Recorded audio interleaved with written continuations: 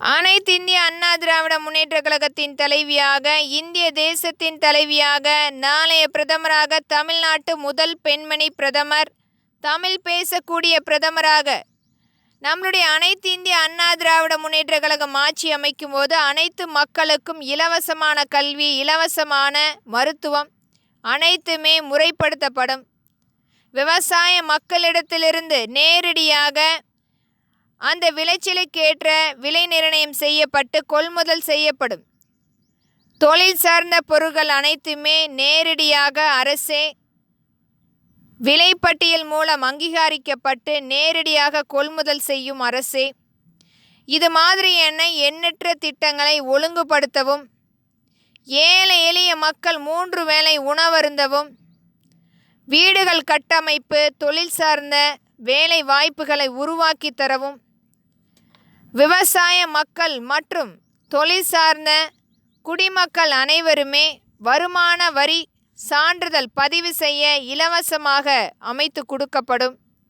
நம்மளுடைய இந்திய தேசம் முழுமையாக வரியில்லா தேசமாக முழுமையாக்கப்படும். இதை அனைத்துமே ஒருங்கிணைந்த சட்டமாக கொண்டு வந்து நம்மளுடைய அனைத்து இந்திய அண்ணா திராவிட முன்னேற்ற கழகம் ஆட்சி அமைக்கும் போது ஒழுங்குபடுத்தப்படும்.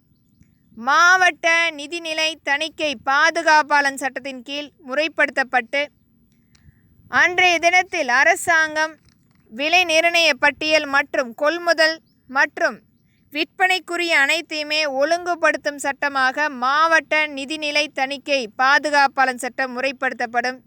இதனால் அனைத்து வரவு செலவு கணக்கு முறைப்படுத்தப்படும். வரவு வைக்கப்பட்டு அதனுடைய அந்த தினத்துக்குரிய கணக்குகள் ஒவ்வொரு நாளும் கண்காணித்து மக்களிடத்தில் நேரடியாக ஒளிபரப்பாகப்படும். இதனால் இன்றைக்கும் தனிநபர் ஆதிக்கமாக நம்மளுடைய நடுநிலையாக இன்றைக்கும் இடைத்தரகர்கள் நம்மளுடைய உற்பத்தி பொருளுக்கு அவர்களே விலை நிர்ணயம் செய்யப்பட்டு கார்ப்பரேட் நிறுவனங்கள் மூலம் எண்ணற்ற விவசாய நிலத்தை அபகரித்து கொண்டு அடிமைகளாக்கி கொண்டிருக்கும் அனைத்துமே முறியடிக்கப்படும். வரும் காலம் கண்டிப்பாக நம்மளுடைய மக்களுடைய ஆட்சியாக திகழப்படும் என்பதை இங்கு திறன்பட வலியுறுத்துகிறேன். நன்றி.